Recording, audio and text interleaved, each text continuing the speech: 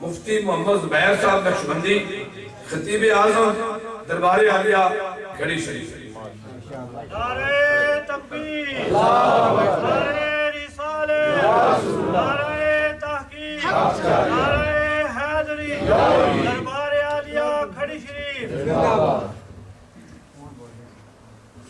بسم اللہ الرحمن الرحیم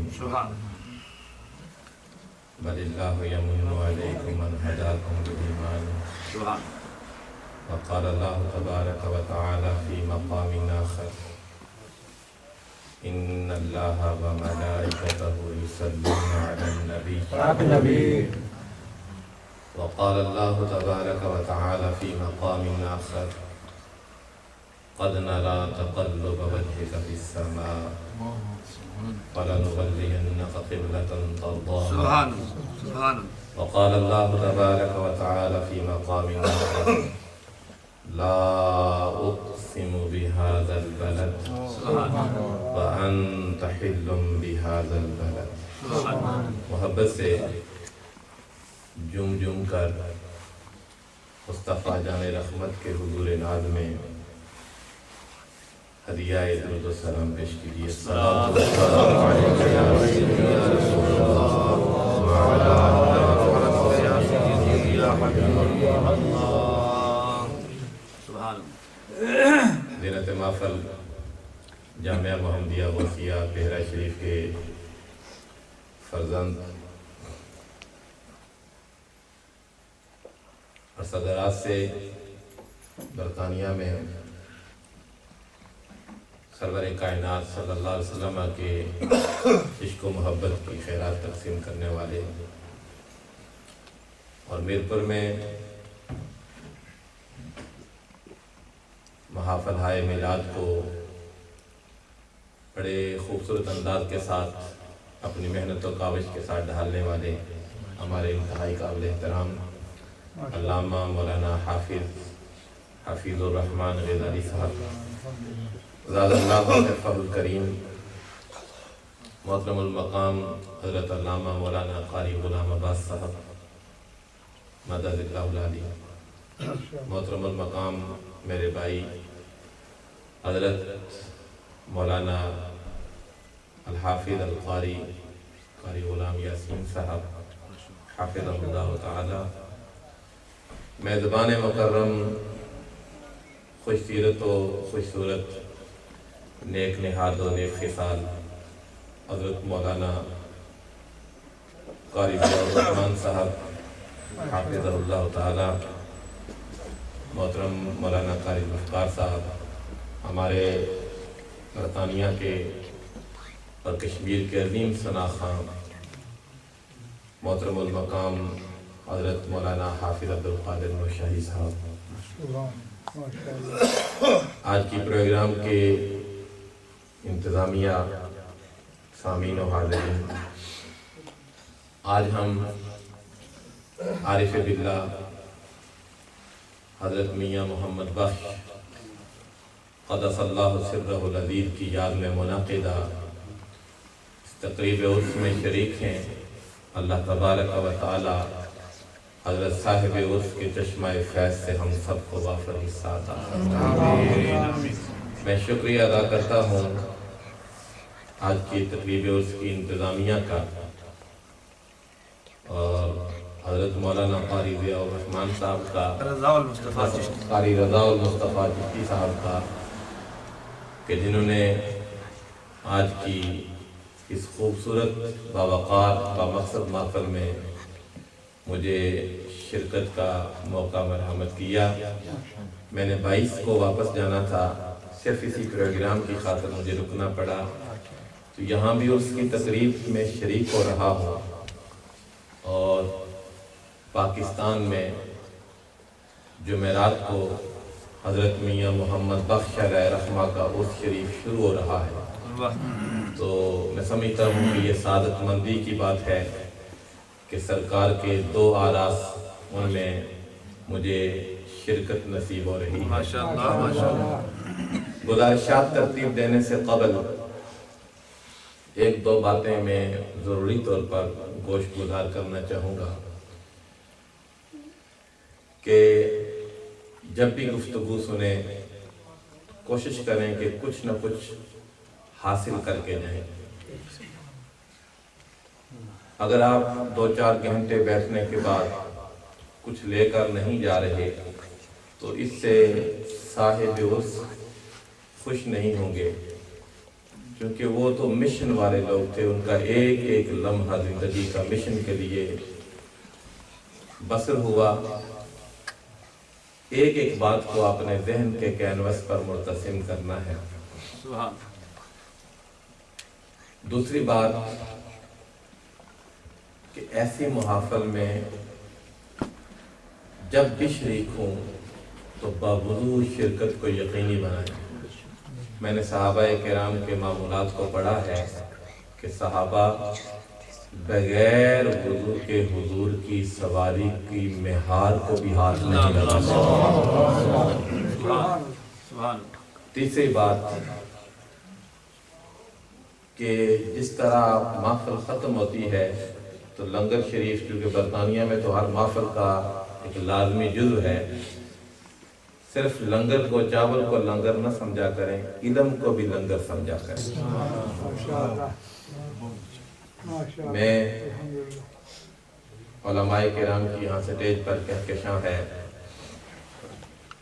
ان کے دامن کو تھام کر بڑے سلیقہ کے ساتھ آپ کے احساسات پر دستک دوں گا۔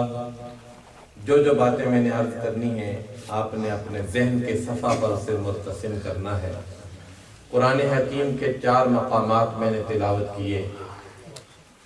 سورہ حجرات، یہ قرآن کا سورہ نمبر 49، اس کی آیت نمبر 17، پھر سورہ احزاب سورہ نمبر 33، آیت نمبر 56، پھر سورہ بقرہ سورۃ نمبر 2، آیت نمبر 144، پھر سورہ بلد سورہ نمبر 90، آیت نمبر 1 اور 2۔ سرنامہ سخن میں تلاوت کرنے کا شرف حاصل کیا۔ یہ شعر سرکار کی طرف منسوب ہے، ان کی کتب میں موجود تو نہیں، لیکن شعر کی زمین بتاتی ہے کہ حضرت میاں محمد بخش علیہ رحمہ کا ہوگا۔ آپ فرماتے ہیں زیراں زبراں شداں مداں شان نبی وچ آئیاں، عاماں لوگاں خبر نہ کاہی خاصاں رمضاں آئیاں۔ مرحوم کوثر نیازی کا ایک شعر تھا، سوچا کہ ذرا دیکھیے قرآن میں کیا ہے، دیکھا تو ہر لفظ محمد کی ثنا ہے۔ حضرت میاں صاحب کی مشہور زمانہ کتاب سیف الملوک، اس کا سادہ انداز میں ترجمہ کر دوں، وہ کتاب عشق مصطفیٰ ہے۔ ابھی آپ نے عشق پر شعر سنے، اور ایک بڑا تاریخی شعر سرکار کا کہ لیلے سودا عشق نبیدہ اے اللہ دیا لوکا۔ میں اسی محبت کا اور عشق کا مختصر درس دوں گا۔ توجہ سے ایک ایک بات کو آپ نے اپنے ذہن کے آنگن میں بٹھانا ہے۔ قرآن حکیم آواز دیتا ہے بل اللہ یمن علیکم ان ہداکم للایمان، اللہ تم پر احسان جتلاتا ہے کہ تمہیں ایمان کی ہدایت عطا فرماتا ہے۔ اللہ پاک نے فرمایا اللہ تم پر احسان جتلاتا ہے کہ تمہیں ایمان کی ہدایت عطا فرماتا ہے۔ علامہ صاحب سے پوچھئے، ایمان سرور کائنات کی ذات سے والہانہ محبت کا نام ہے۔ تو اللہ تبارک و تعالیٰ اس پر احسان جتلاتا ہے جس کے دل کے صحن میں محمد عربی کی محبت کا فانوس روشن ہے۔ اللہ اس پر احسان جتلا رہا ہے۔ قرآن حکیم کی آیہ کریمہ آپ نے سنی، حدیث پاک کا مطالعہ کریں۔ صحیح بخاری کتاب الایمان، سیدنا ابو ہریرہ بیان کرتے ہیں حدیث نمبر 14، اور پھر قاضی عیاض مالکی علیہ رحمہ شفا میں نقل کرتے ہیں، میں شفا والی حدیث عرض کر رہا ہوں۔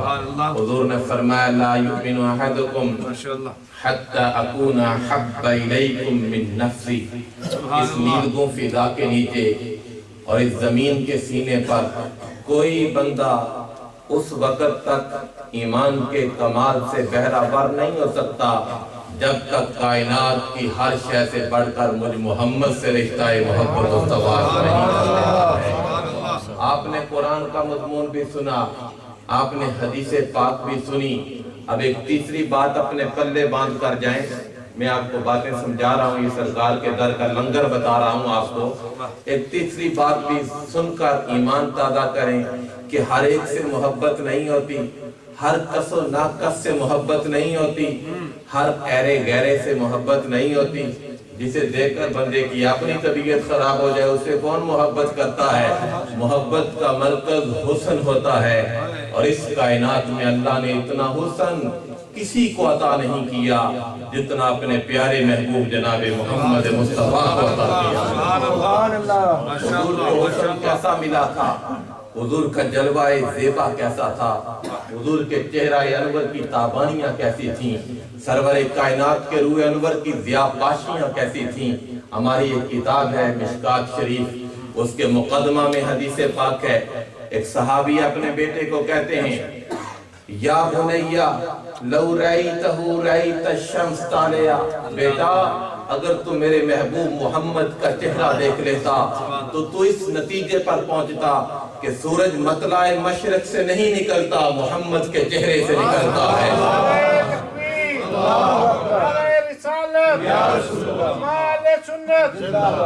मैं अर्ज कर रहा था कि मोहब्बत का मरकज हुस्न होता है, और मेरे सरकार का हुस्न कैसा था, हुजूर के चेहरे पर अटकेलियां करता हुआ हुस्न कैसा था, हुजूर के चेहरे की मिकनातीसियत कैसी थी, हुजूर के चेहरे की जाज़बियत कैसी थी, हुजूर का रूह अनवर कैसा था, सरवरे कायनात का रूह ताबा कैसा था। आप जरा वो हुजूर का सफर मेराज उसका मुताला करें। सरवरे कायनात अल्लाह की बारगाह की तरफ जा रहे हैं, बैतुल मक़दस में नमाज पढ़ाई, नमाज से फारूक हुए तो हर नबी हुजूर का चेहरा देख रहा है। हजरत आदम भी हुजूर का जलवाए ज़ेबा देख रहे हैं, हजरत नूह भी हुजूर का रूह अनवर देख रहे हैं, मूसा और ईसा भी हुजूर के चेहराए पाक की बलाएं ले रहे हैं। हर एक सरवरे कायनात के चेहरे से हर नबी अपनी आंखों के कटोरे हुजूर के दीदार से भर रहा है, हर एक सरवरे कायनात का चेहरा देख रहा है। हुजूर ने नमाज पढ़ाई, सलाम फेरा, हर नबी हुजूर का चेहरा देख रहा है। तो मुक्तदियों का अंदाज ये होना चाहिए कि वो इमाम का चेहरा देखे। हमारे यहाँ बेचारा मुक्तदी नमाज से फारूक होता है, उसका पहला शिकार इमाम की किसी न किसी नक्स पर उसकी नजर होती है। ये अंदाज नहीं होना चाहिए। देखिए अंबियाए किराम, वो तो सरवरे कायनात का रूह अनवर देख रहे हैं, वो इमामुल अंबिया का चेहरा ताबा देख रहे हैं। किसी कोने में हजरत यूसुफ बैठे थे, उन्होंने हजरत आदम की खिदमत में अर्ज की, आज कोई हमें नहीं देख रहा, वजह क्या है, सबब क्या है? लोग तो मुझे हुस्न का माहे तमाम कहते हैं, लोग तो मुझे हुस्न की तजसीम कहते हैं, आज कोई हमें नहीं देख रहा, वजह क्या है? हजरत आदम ने जवाब दिया, यूसुफ तुम हुस्न का फैकर हो, पर एक फर्क रखो, तुम सिर्फ मिस्र का हुस्न हो, आज जिनका चेहरा देखा जा रहा है ये सारी कायनात का हुस्न है। और मिस्र का जो हुस्न था, कुरान इस कहानी को बयां करता है। सूरह यूसुफ सूरह नंबर 12 आयत नंबर 30, आवाज आई कत्ताना आइदियाहुन, मिस्र की औरतों ने उसने यूसुफ को लहदा भर के लिए देखा, उसमें इतना गुम हुई, महव हुई कि उंगलियों को रेजा रेजा कर दिया। उन्होंने हुस्न यूसुफ को देखा, उंगलियों को रेजा रेजा कर दिया। सैयदा आयशा रज़ियल्लाहु ताला अन्हा कहती हैं, मिस्र की औरतों ने तो हुस्न यूसुफ को देखा, उंगलियों को रेजा रेजा कर दिया।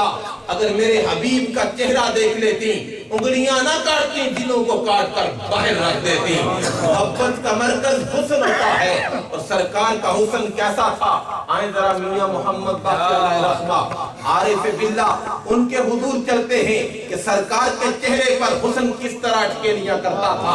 आप फरमाते हैं, लख यूसुफ इकबाल न उसदा ओग जवान अजेहा, दिन दिन रूप ज्यादा चरसी कदीना थी बेहा।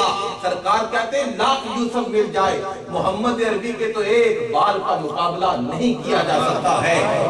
मियां साहब अलैहि रहमा, वो अरबी का एक शायर फजदक कहता है, इज़ा कुल्त शेरन अस्बहत तहरो मुनशिदा, जब मैं शेर कहता हूँ زمانہ اس شیر پر گنگنا اٹھتا ہے۔ میاں صاحب علیہ رحمہ، یوں لگتا ہے کہ جب آپ حضور کی بات کر رہے تھے کچھ سے بھی اتر کر ان سے عشق مصطفیٰ کی خیرات مانگ رہے تھے۔ یوں لگتا ہے کہ جب آپ شعر کہہ رہے تھے آپ کے ہاتھ میں قلم نہیں شہپر جبریل تھا، آپ کی روح کھڑی میں نہیں عرش بری پر تھی۔ آپ سرکار کے حسن کی بات کرتے ہوئے کہتے ہیں 14ویں دا چند داغی ہویا متھا ویکھ نورانی۔ اور آپ کو پتہ ہے سرکار کا یہ کلام روز افزوں اس کی عزت میں اضافہ ہو رہا ہے۔ سیف الملوک گزشتہ سال جتنی محفلیں ہوئی اس سے اور زیادہ بڑھتی رہتی ہیں۔ وَلَلْآخِرَةُ خَيْرٌ لَكَ مِنَ الْأُولَىٰ۔ یہ سرکار کے صدقے، سرکار کے سچے غلام میاں محمد بخش علیہ رحمہ کے کلام کو بھی اللہ تبارک و تعالیٰ نے اپنے حبیب کے صدقے یہ فیض دیا، کرم کیا ہے کہ حضور میاں صاحب کا کلام دن بہ دن، لحظہ بہ لحظہ اور ثانیہ بہ ثانیہ، مرحلہ بہ مرحلہ آگے بڑھتا جا رہا ہے۔ لیکن آپ کو پتہ ہے سیف الملوک صرف 33 سال کی مختصر عمر، صرف 33 سال کی مختصر عمر میں آپ نے سیف الملوک آفاقی کتاب لکھی، پر سرکار کا چہرہ جب ان کے سامنے آتا ہے آپ فرماتے ہیں 14ویں دا چند داغی ہویا متھا بیک نورانی اکبرانی تے کنہوں دی سورج وانگ پیشانی۔ ایک مقام پر کہتے ہیں چہرہ سورج، میاں صاحب فرماتے ہیں چہرہ سورج، ہار نورانی، ابرو مثل حلالاں۔ یہ ابرو، یہ جو آپ کے ابرو، اس کو پرورتے پتہ نہیں ہماری زبان میں کہتے ہیں، یہ ابرو فرماتے ہیں یہ چاند کی طرح تھے حضور کے، چہرہ سورج، ہار نورانی، ابرو مثل حلالاں، دو رخسارے رنگ سوارے لگن بانگن لالاں۔ فرماتے ہیں کہ سرور کائنات کا چہرہ اور رخسار مبارک اتنا عظیم تھا کہ یوں لگتا تھا کہ کائنات کے موتی محمد عربی کے چہرے پر آگے ہیں۔ محبت کا مرکز حسن ہوتا ہے، اور میرے سرکار کا حسن کیسا تھا؟ ایک صحابی ترمذی شریف کے لفظ ہیں، وہ شوق و پیار کے چراغ تھام کر حضور کے آستانہ کرم کی طرف بڑھے۔ جب حضور کی حویلی میں پہنچے، اور پتہ ہے حضور کی حویلی کی شان کیا ہے؟ اقبال کہتا ہے دور موج از غبار خاناش، کعبہ را بیت الحرم کا شاناش۔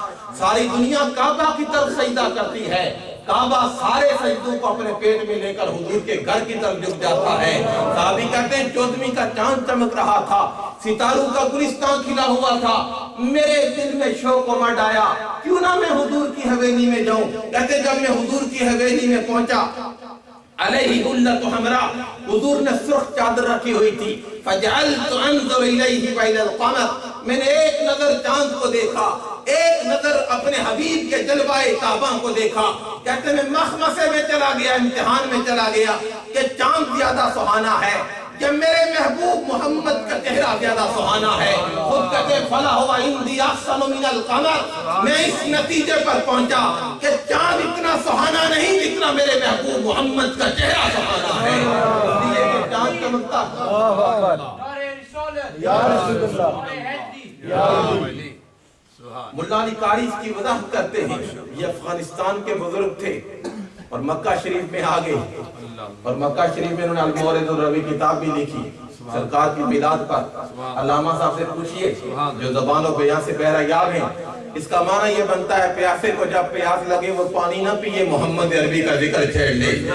ملا علی قاری اس کی وضاحت لکھتے ہیں، کہتے ہیں چاند کیوں خوبصورت نہیں؟ وہ کہتے ہیں چاند چمکتا ہے، اس سے دل کا اندر تو روشن نہیں ہوتا، چاند چمکتا ہے، اس کی دل آویز کرنے گھر کے اندر تو نہیں آتی، پر مدینے کا چاند وہ چاند ہے جو آج بھی چمک رہا ہے۔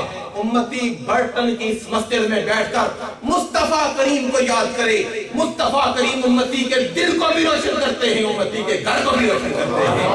میں یاد کر رہا تھا کہ محبت کا مرکز حسن ہوتا ہے، اور میرے سرکار کا حسن کیسا تھا، حضور کا چہرہ کیسا تھا۔ اعلیٰ حضرت کیونکہ اعلیٰ حضرت کے بڑے عاشق ہیں، اور اعلیٰ حضرت کوئی معمولی شخصیت نہیں تھے، گزشتہ صدی میں امت مسلمہ کے سب سے بڑے عالم تھے، صرف برے صغیر کے بڑے عالم نہیں، امت کے بڑے عالم تھے۔ نہ عالم عرب میں ان جیسا کوئی بڑا عالم تھا، نہ عالم عجم میں ان جیسا کوئی بڑا عالم تھا۔ آپ حضور کے حسن کی بات کرتے ہیں، کہتے ہیں، آپ فرماتے ہیں دل اپنا بھی شیدائی ہے اس ناخن پاکا، اتنا بھی باہنوں پہ نہ آیا چرخ کہن پھول۔ اے قرآن آسمان، نے چاند پر تو اتنا رقص نہ کر، اس لیے کہ ہمارا تعلق بھی حضور کے قدموں کے ناخنوں کے ساتھ ہے۔ تو محبت کا مرکز حسن ہوتا ہے، اور میرے سرکار کا حسن کیسا تھا، وہ شب ہجرت کا مطالعہ کریں، تھوڑی دیر کے لیے سرور کائنات ام معبد کے ہاں تھوڑی دیر کے لیے پڑاؤ کیا۔ ابو معبد چراگاہ میں تھا، لوٹ کر آیا تو گھر کا ماحول بدلا ہوا تھا، ہر طرف روشنیوں نے ڈیرے ڈالے ہوئے تھے اور ہر طرف خوشبو اور کستوریوں کا ماحول تھا۔ ابو معبد نے پوچھا، بتاؤ ام معبد، آج ہمارے گھر میں کون آیا ہے؟ حضرت ضیاء الامت پیر محمد کرمی شاہ صاحب الازہری علیہ رحمہ، آپ کی ضیاء النبی پڑھ کر، وہ سفر ہجرت پڑھ کر دیکھیے، وہ پوری وضاحت لکھی ہوئی ہے، بڑا اس نے تعارف کروایا۔ پر ام معبد کے دو جملے بڑے کمال ہیں، کہتے ہیں آج ہمارے گھر میں وہ آیا جو وسیم جو وسیم ہے اور قسیم ہے۔ وسیم عربی زبان کا لفظ ہے، وسیم اسے کہتے ہیں جسے جتنی بار دیکھا جائے انسان کی آنکھ اکتاہٹ محسوس نہ کرے، اسے وسیم کہتے ہیں، اور قسیم اسے کہتے ہیں جسے جس اینگل سے دیکھا جائے وہ حسن کا ماہ تمام نظر آئے۔ کہا آج ہمارے گھر میں وسیم آیا تھا، اور وہ ہستی جو قسیم ہے وہ آئی تھی۔ تو سرور کائنات صلی اللہ علیہ وسلم، محبت کا مرکز حسن ہوتا ہے، اور اس کائنات میں اللہ نے اتنا حسن کسی کو عطا نہیں کیا جتنا اپنے پیارے محبوب جناب محمد مصطفیٰ کو عطا کیا ہے۔ نعرہ تکبیر، نعرہ رسالت، نعرہ تحقیق، نعرہ حیدر۔ اگر میں ان کو حسان کشمیر کہتا ہوں، حافظ عبد القادر صاحب کو، اگر ان کی طرح مجھے میری آواز کا غدار بھی ہوتا تو میں بھی ترس سے سرکار کا کلام پڑھتا جو عشق سے انہوں نے عشق اور محبت میں ڈوب کر لکھے ہیں۔ لیکن آپ لوگوں کی کھلی ہوئی جبینیں اور روشن چہرے اور کھلی ہوئی آنکھیں اس بات کی غماز ہیں کہ آپ علم سے پیار کرنے والے لوگ ہیں۔ برطانیہ میں ایک سطح کی مجھے مایوسی یہ ہوئی کہ ہمارے ہاں لوگ جمعہ کے دن آخری 5 منٹ میں آتے ہیں۔ یہ نہیں ہونا چاہیے، جمعہ کی تقریر کو آپ جمعہ کا حصہ سمجھیں تاکہ علم پھیلے۔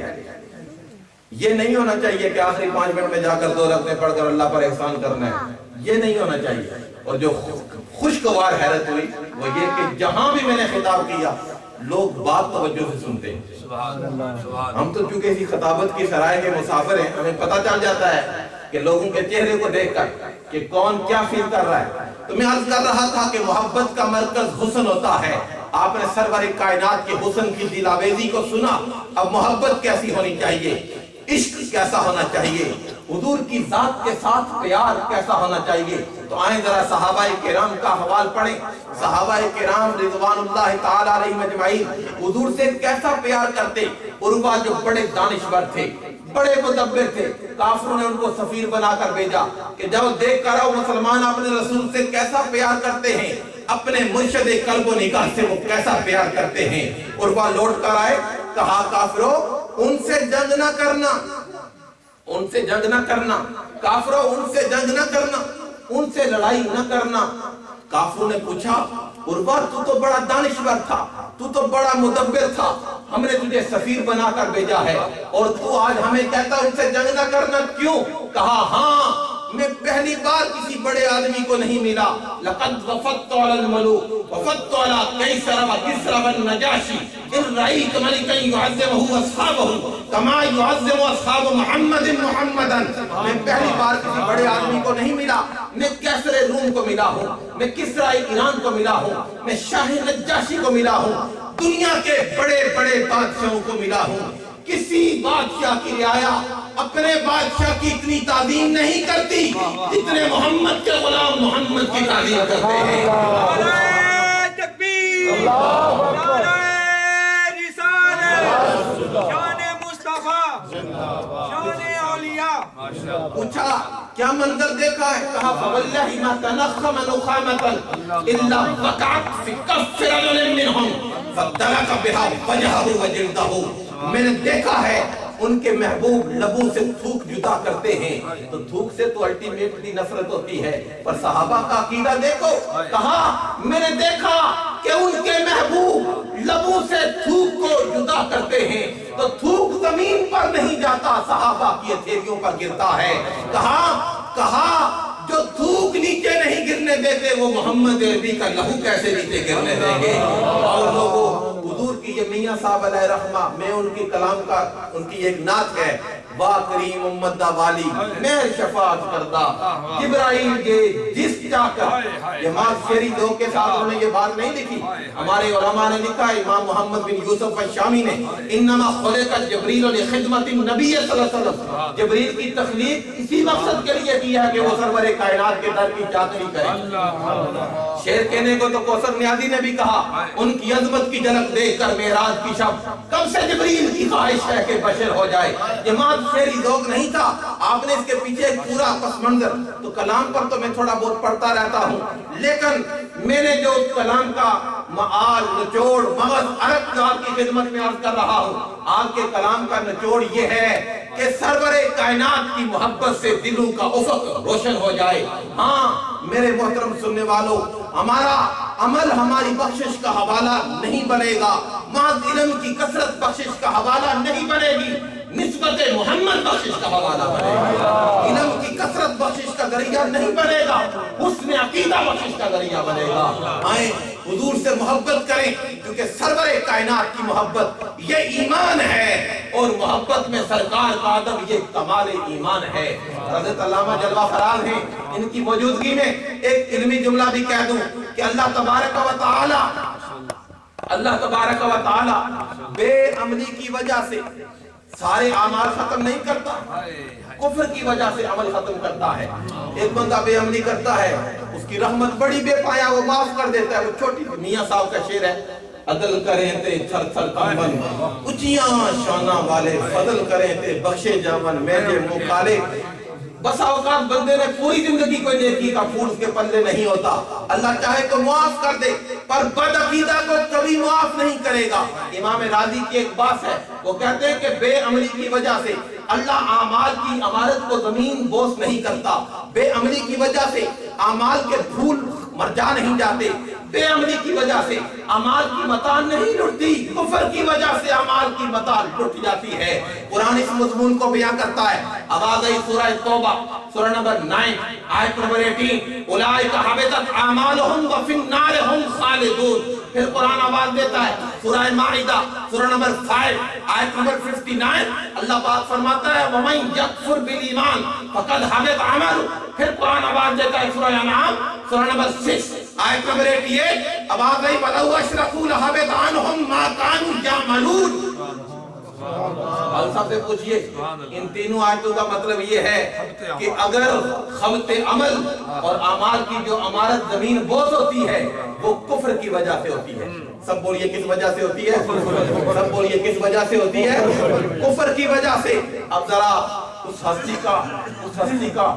ہستی کی شان کا مطالعہ کریں جس ہستی کو مان کر ہم اسلام کے صحن میں داخل ہوتے ہیں سرور کائنات کے مقام کا مطالعہ کریں آواز آئی قرآن سورہ حجرات سورہ نمبر 49 آیت نمبر 2 یا ایھا الذین آمنوا لا ترفعوا اصواتکم فوق صوت النبی ولا تجهروا له بالقول كجهر بعضكم لبعض ان تحبط اعمالكم وانتم لا تشعرون میرے محبوب کی بے ادبی نہ کرنا کیوں مولا آواز آئی سارے اعمال ختم ہو جائیں گے تو پتہ ہے عمل کیوں ختم ہوتے ہیں کفر کی وجہ سے اس کا مطلب کیا ہوا کہ جو حضور کے در کی بے عملی کرتا ہے اس نے محض بے عملی نہیں کیا اس نے محض بے عملی نہیں کی اس نے سراسر کفر کیا ہے اور اس مقام پر مفسرین کہتے ہیں اعمال بھی جمع ہے کم بھی جمع ہے اعمال بھی جمع ہے کم بھی جمع ہے عربی زبان میں جمع کی طرف مضاف ہو تو فائدہ عموم کا دیتی ہے ایک دو عمل ضائع نہیں ہوں گے سارے اعمال ضائع ہو جائیں گے مولا کیوں تو سزا کے طور پر ایک عمل ضائع کر دیتا یہ سارے اعمال کیوں ضائع کر رہا ہے آواز آئی ہاں میرے محبوب کے در کا ادب عمل ہے ہی نہیں ہے حضور کے در کا ادب عمل نہیں ہے اگر عمل ہوتا تو سزا کے طور پر ایک عمل ضائع ہوتا میرے محبوب کے در کا ادب یہ ایمان ہے تو ایمان ہو تو اعمال کا اعتبار ہوتا ہے ایمان نہ ہو تو اعمال کا اعتبار ہی نہیں ہوتا ہے اور یہاں پر ایک اور بات بھی ذہن میں بٹھا لیں، ہمارے ہاں بعض لوگ یہ کہتے ہیں وہ کندھے پر بوجھ لاد کر گلی گلی کو با کو ہر سو گھومتے ہیں اور لوگوں کو مرکز رسول سے دور لے جاتے ہیں۔ انہوں نے یہ سمجھ لیا شاید کوئی لمبی چوڑی تسبیح پکڑ لی تو یہ تقویٰ ہے، شاید ماتھے پر سجدے کا نشان آشکار ہو گیا یہ نیکی ہے، شاید پانچے اوپر نیچے کر لیے یہ نیکی ہے۔ قرآن نے بتا دیا تقویٰ قرآن نے بتا دیا۔ اگلی آیت کریمہ آواز ہے ان الذین یغضون اصواتهم عند رسول اللہ اولئک الذین امتحن اللہ قلوبهم للتقویٰ، جن کے دل میں میرے محبوب کا ادب ہے اللہ انہی کے دلوں کو تقویٰ سے آراستہ و مزین کرتا ہے۔ پتہ یہ چلا کہ جس کے دل میں حضور کا ادب ہوگا دولت تقویٰ سے وہی بیرا بر ہوگا۔ تو میں عرض کر رہا تھا کہ حضور سے محبت اپنا اوڑھنا بچھونا بنا لو، یہ سرکار میاں صاحب کی شاعری کا خلاصہ میں قرآن و حدیث کی روشنی میں عرض کر رہا ہوں۔ اور وہ بندہ جو حضور کی محبت کا چراغ لے کر قبر میں جائے گا تو قبر میں سوالات تو ہوتے ہیں، قبر میں ہر ایک سے سوال ہوگا، لیکن جو بندہ مومن ہوگا اس سے سوال ہوگا تو منکر نکیر کہیں گے تو نے محمد عربی کو پہچان لیا ہے، نم بارک اللہ فی مر جائے گا، سو جا قیامت تک اللہ تعالیٰ تیری قبر میں برکتیں اٹھا۔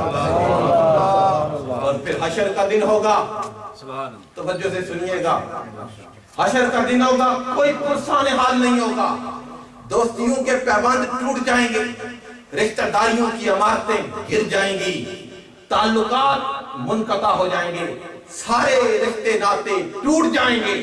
یہ جن برادریوں پر برطانیہ میں یہ لعنت بہت زیادہ ہے، جن پر ہم فخر کرتے ہیں، یہ ساری برادریاں ختم ہو جائیں گی، ایک نسبت محمد کی برادری ہوگی، باقی برادریاں ختم ہو جائیں گی۔ ہم نے پتہ نہیں سمجھ لیا ہے کہ ہمارا یہ جو جاہلانہ تفاخر فلاں برادری سے میرا تعلق ہے، فلاں سے میں کھڑی شریف میں 10 سال سے جمعہ پڑھا رہا ہوں، یہ ڈول کی لعنت ہم نے ختم کی۔ اس سے پہلے یہ توفیق کسی کو نہیں ہوئی، اللہ نے، میں تو گناہگار آدمی ہوں تو یہ مجھ سے میں سمجھتا ہوں یہ میری بخشش کا حوالہ بن جائے گا۔ یہ بنگڑے ختم کروائے، یہ چرس ختم کروائے۔ داتا صاحب لکھتے ہیں لیس التصوف علومن ولا رسومن، تصوف بنگڑا یا ڈول کی تھاپک پر ناچنے کا نام نہیں ہے، تصوف تپتی ہوئی ریت پر یزید کے سامنے حرف انکار بلند کرنے کا نام۔ اور میاں صاحب تو خود فرماتے ہیں خالی دولت بے مغزا باروں سفن کریندا، خالی دولت بے مغزا باروں سفن کریندا، فتنہ دوزاں وانگ لڑائی تا صلح ہون نہیں دیندا۔ یہ سرور کائنات کا ارشاد ہے، بوئیستو بکسر المضامیر اس کا ترجمہ ہے۔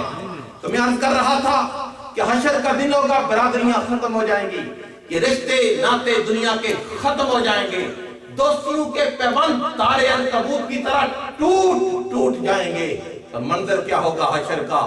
خورشید حشر سوا نیزے پر ہوگا، سرزمین حشر تپ رہی ہوگی، جہنم کی ہولناکیاں ہوں گی، اور سرور کائنات کا ارشاد نور ہے بخاری شریف، حضور نے فرمایا اول خروجن اذا بوئسو، سب سے پہلے میں محمد اپنے مزاج سے باہر آؤں گا۔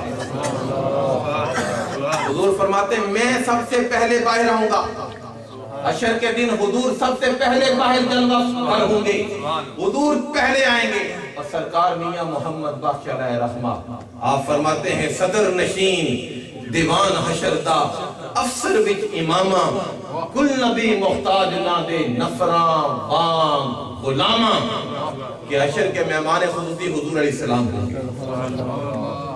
نواب صدیق حسن خان گوپالی نے شرح آیت کی شرح میں لکھا ہے غرض یہ کہ مقام مقام اوست و سخن سخن اوست غورا مہمان و دیگرہ تو فعلیاں، سرکار کا ایک ارشاد ہے ان القذوب کب یزدد، جھوٹا بھی کبھی کبھی سچ کہہ دیتا ہے، یہ تھا تو جھوٹا لیکن بات سچ کہی کہ حشر کے مہمان خصوصی حضور ہوں گے۔ سرکار فرماتے ہیں صدر نشین دیوان حشر دا افسر وچ امامہ، کل نبی محتاج نہ دے نفراں بانگ غلامہ، کہ حشر کے مہمان خصوصی حضور ہوں گے، اور حضور فرماتے ہیں میں پہلے آؤں گا۔ تو جو مہمان خصوصی ہے وہ کبھی پہلے نہیں آتا۔ مجھے آپ کسی محفل میں بلا لیں، حضرت مفخر العلم والعلماء علامہ غزالی صاحب کو آپ بلا لیں، حضرت فخر المجودین مولانا علامہ قاری غلام یاسین صاحب کو بلا لیں، علامہ قاری غلام عباس صاحب کو بلا لیں، हमारे मोहतरम चौधरी महमूद साहब को बुला लें, चौधरी मकसूद साहब को बुला लें, आप अदालत साहब को बुला लें, किसी और को बुला लें, किसी प्रोग्राम में एज ए मेहमान खुसूसी मोहतरम मौलाना कारी जुल्फ़िकार साहब को बुला लें, किसी को भी, हमारे लाला कदीर साहब दरबार शरीफ में बड़ा ये महफिल वगैरह मुनाफिक, इनको बुला लें, किसी को बुला लें मेहमान खुसूसी के तौर पर। लोग ना आए हो, मजमा ना लगा हो, महफिल ना सजी हो, तो मेहमान खुसूसी को आप पहले ही कुर्सी पर बैठा दे तो ये इज्जत नहीं होती। इज्जत जब होगी जब लोग आ जाएंगे, अवाम बैठ जाएंगे, मजमा लग जाएगा, महफिल सज जाएगी, फिर मेहमान खुसूसी को लाया जाता है। तरीका मुकम्मल तो इमाम सुभान अल्लाह, ये कैसा कमाल का जुमला इन्होंने कहा है। वो इनकी नजर में शेयर कर देता हूँ, तो बोलता है तो चलती है नब्ज़ में खाना, तो देखता है तो करते हैं रक्स पैमाने। मेरा तो अपना शायरी का ज़ौक़ भी है जरा, तो इन्होंने बड़ा खूबसूरत जुमला कहा कि सफ़े मुकम्मल हो जाए तो फिर इमाम आता है। तरीकाकार तो ये होता है कि लोग आ जाएं, अवाम बैठ जाएं, मजमा लग जाए, महफिल सज जाए, फिर मेहमान खुसूसी आता है। पर हशर का तमाशा देखो, हुजूर पहले आएंगे। और हुजूर का सच्चा गुलाम जिनके उर्स में बैठे हैं वो फरमाते हैं आप चीफ गेस्ट होंगे। अगर चीफ गेस्ट होंगे तो पहले किस तरह आएंगे, अगर पहले आएंगे तो मेहमान खुसूसी किस तरह बनेंगे। हाँ या रसूल अल्लाह, आप पहले क्यों आएंगे? आवाज आती है इसलिए पहले आऊंगा कि मेरा उम्मती जब कब्र से निकलेगा सरासीमा होगा, लर्जेगा, कांपेगा, तड़पेगा, परेशान होगा जहन्नम की हौलनाकियों को देखकर कि नविश्ता अमल दाएं हाथ में आता है या बाएं हाथ में, नामा अमल दाएं हाथ में आता है या बाएं हाथ में, मेरा दफ्तर अमल मेरे दाएं हाथ में आता है या बाएं हाथ में। मेरा उम्मती परेशान कब्र से निकलेगा, मैं पहले आ जाऊंगा ताकि मेरा उम्मती जब कब्र से निकले उसकी नजर मेरे चेहरे पर पड़े, अल्लाह उसकी सारी परेशानी को दूर फरमा दे। तो इसलिए हुजूर पहले आएंगे और मंजर क्या होगा?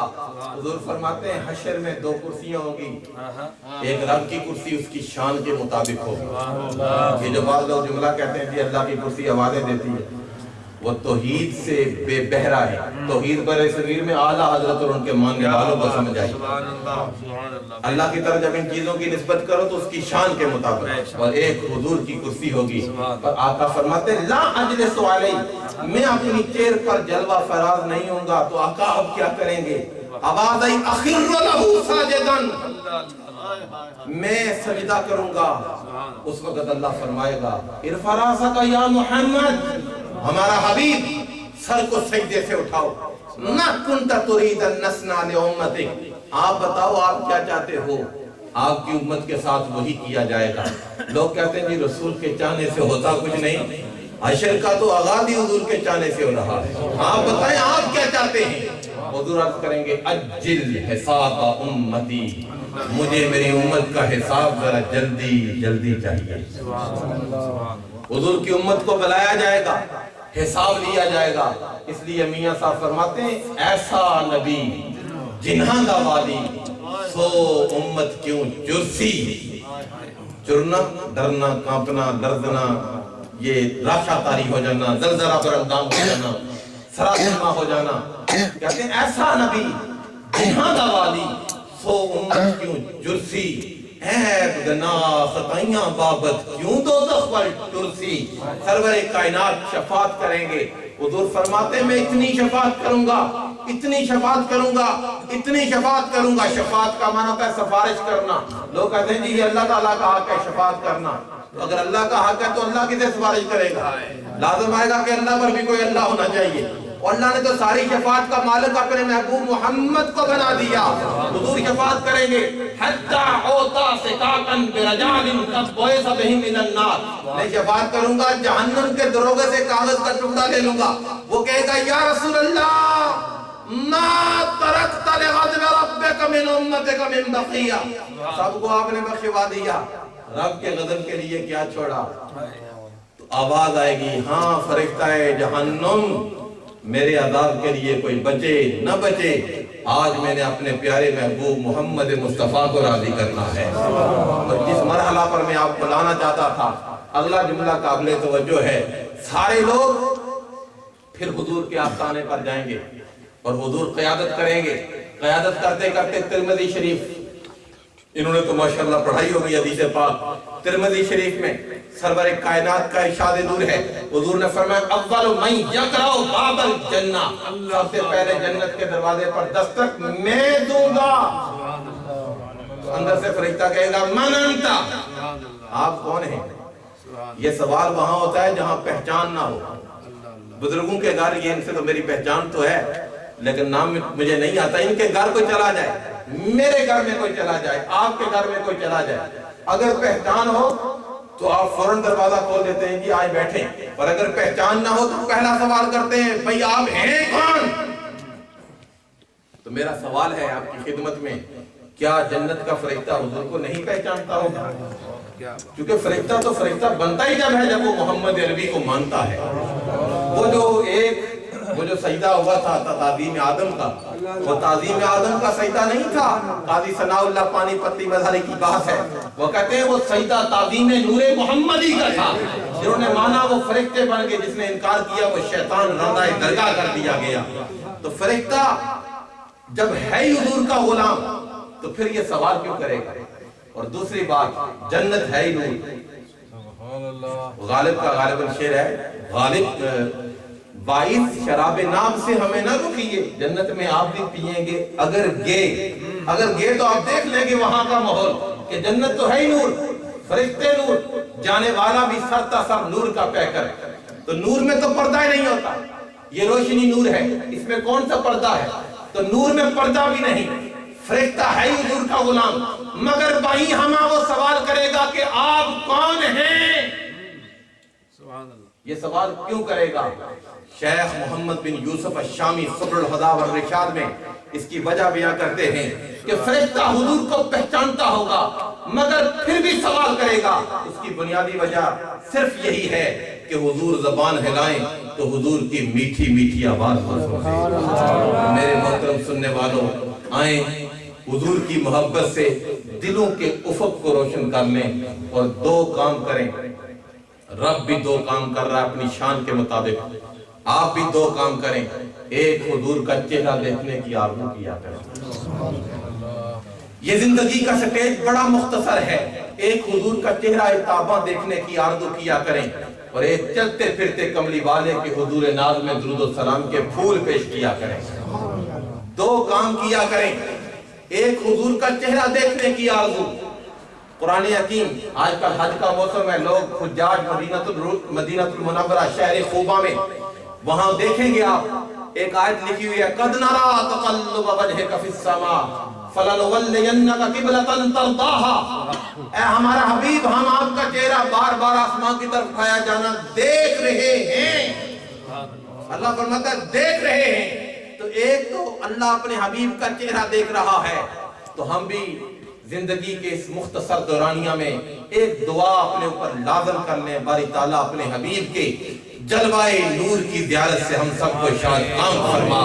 اور دوسرا, چلتے پھرتے کملی والے کے حضور ناز میں درود و سلام کی ڈالیاں پیش کرنا یا اپنا اوڑھنا بچھونا بنا لیں. دو کام کیا کریں. رب کی شان بھی یہی ہے. آواز آئی سورہ بقرہ سورۃ نمبر 2 آیت نمبر 144, قد نرى تقلب وجهك في السماء فلنولينك قبلة ترضاها. اور دوسرا, ایک تو اللہ اپنے حبیب کا چہرہ دیکھ رہا ہے, اور دوسرا سورہ احزاب سورہ نمبر 33 آیت نمبر 56, ان اللہ وملائکتہ یصلون علی النبی. بے شک اللہ اس وقت بھی اپنے نبی پر درود بھیج رہا ہے, اس وقت بھی اپنے نبی پر درود بھیج رہا ہے. ہم نے ایک کتاب پڑھی تھی مختصر المعانی, ہماری بلاغت کی کتاب ہے, اس میں ایک شعر پڑھا تھا. شاعر کہتا ہے, اے ریت کے ٹیلے پر بیٹھے ہوئے کبوتر تو بول.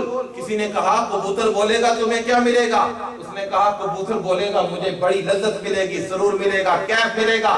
اس نے کہا وہ کیسے؟ کہا کبوتر ٹیلے کے پار رہتا ہے, میرا محبوب ٹیلے کے پار رہتا ہے, کبوتر ٹیلے کے اوپر بیٹھا ہے. جب کبوتر بولے گا تو محبوب کبوتر کو دیکھے گا. میں محبوب کو تو نہیں دیکھ سکتا, اس کو تو دیکھوں جس کو میرا محبوب دیکھ رہا ہے. ہم رب کو تو نہیں دیکھ سکتے, اس کو تو دیکھیں جس کو خود خدا دیکھ رہا ہے. قد نرى تقلب وجهك في السماء فلنولينك قبلة ترضاها. محبت کا کلائمیکس میں بتا رہا ہوں. انتہائی محبت یہ ہے کہ بندہ جب کسی سے تعلق بن جائے, پیار ہو جائے, رشتہ ہائے دوستی ہو جائے, تو بندہ کہتا ہے بھائی آپ کا چہرہ مجھے اچھا لگتا ہے. چودھری جمیل صاحب ہمارے سماجی کارکن ہیں, میرا ان سے اگر تعلق بن جائے تو میں کہوں گا جی آپ کا چہرہ اچھا لگتا ہے. ہمارے انتہائی قابل احترام ہے چودھری عمر حیات صاحب, چودھری اکرم صاحب. بندہ دوستی میں یہی کہہ دیتا ہے نا جی آپ کا چہرہ اچھا, گفتگو اچھی, آنکھیں اچھی, رخسار اچھے. کبھی کوئی دوست اپنے دوست کے لیے یہ بات نہیں کرتا میرے دوست تیرے پاؤں بڑے اچھے ہیں. آپ نے اس کی بات کی, یہ کبھی انسانی کلام میں اس کی گنجائش ہی نہیں ہے کہ کوئی دوست یہ کہہ دے کہ میرے دوست تیرے پاؤں بڑے اچھے ہیں. یہ کوئی بندہ بات نہیں کرتا. پر رب اپنے حبیب کی شان کو بیان کرتے ہوئے آواز دے رہا ہے. سورہ بلد, سورہ نمبر 90, آیت نمبر 1 and 2. لا اقسم بہذا البلد وانت حل بہذا البلد. ہمارا حبیب, ہمیں قسم کھانے کی حاجت نہیں ہے, مگر پھر بھی قسم کھا رہے ہیں. مولا کیوں؟ فرمایا مکہ اور مدینہ نے میرے محبوب محمد کے قدموں کو چوما ہے. اور یہ جملہ ذہن میں بٹھا لیں کہ ایمان کعبہ میں نہیں ہے, ایمان حضور کے قدموں میں ہے. سب بولیں ایمان حضور کے قدموں میں ہے. کوئی زبان خاموش نہ رہے, ایمان حضور کے. یہ اتفاق ہے کہ کل میں نے واپس چلے جانا اور یہ آخری کتاب سرکار کے در سے آیا اور سرکار کی شان بیان کرتے ہوئے واپس میں جا رہا ہوں. آخری جملہ ہے. کل میں نے چلے جانا ہے, پھر دوبارہ پتہ نہیں زندگی میں موقع ملتا یا نہیں ملتا, لیکن آپ نے بڑی محبت سے یہ ذہن میں بٹھا رہے کہ ایمان کعبہ میں نہیں ہے, ایمان قرآن کے سپاروں میں نہیں ہے, ایمان محمد عربی کے قدموں میں ہے. آپ کہیں گے شاید میں کوئی جذباتی بات کر رہا ہوں. نہیں, جذباتی بات نہیں ہے. آپ تحویر قبلہ کا ذکر پڑھیں. سرور کائنات اپوزٹ ڈائریکشن پر کھڑے تھے, دل میں خیال آیا باری تعالیٰ ہمارا قبلہ بدل جائے. اللہ پاک نے فرمایا میرے محبوب رخ کو پھیر دو اور حالت نماز میں پھیر دو. جب ٹائم چینج کرتے ہیں تو امام صاحب ایک دن پہلے اعلان کرتے ہیں کہ کل ہم فلاں نماز فلاں ٹائم پر پڑھیں گے, اور اگر بغیر ٹائم چینج کیے نماز آگے لے جائیں تو کمیٹیاں تو پہلے ہی فرمانا لے کر کھڑی ہوں گی کہ آپ کی اتنی جرت کیسے. اور خدا کے لیے میں برطانیہ کے مسلمان بھائیوں سے آلے محبت سے کہوں گا, اچھے لوگوں کے چھوڑ کر اپنے علماء کا احترام اپنے اوپر لازم کرنا. میں نے ایک جگہ پر خطاب کے لیے میں گیا, میں جگہ نہیں بتاؤں گا. ان لوگوں کا جو رویہ وہ مقامی عالم کے ساتھ تھا, مجھے اتنی تکلیف ہوئی کہ یہ کیسا انداز ہے. کسی نہ کسی طریقہ سے اس مادہ پرستی کے دور میں مجھے یاد آ رہا ہے کسی مفکر کا, غالباً ڈاکٹر حمید اللہ کا قول تھا کہ دنیا ساری نے رخ پھیر لی. کسی نے واشنگٹن کی طرف, کسی نے ماسکو کی طرف, کسی نے لندن کی طرف. ایک مسجد کا امام ہے, پہاڑ میں رہنے والا ہو یا برطانیہ کے نالہ دار میں, اس کا رخ آج بھی مکہ اور مدینہ کی طرف. اب ان کا احترام کیا کریں. تو یہ تو ضمن بات آ گئی. تو میں عرض کر رہا تھا کہ حالت نماز میں حضور علیہ السلام دل میں خیال آیا باری تعالیٰ ہمارا قبلہ بدل جائے, اور حدیث پاک ہے حضور کا خیال آئے, حضور کی خواہش ہو. سیدہ عائشہ کہتی ہیں ما ارى ربک الا یسارع ہواک. یا رسول اللہ آپ ادھر خواہش کرتے ہیں, رب آپ کی خواہش کو بہت جلدی پورا کر دیتا ہے. حالت نماز میں خیال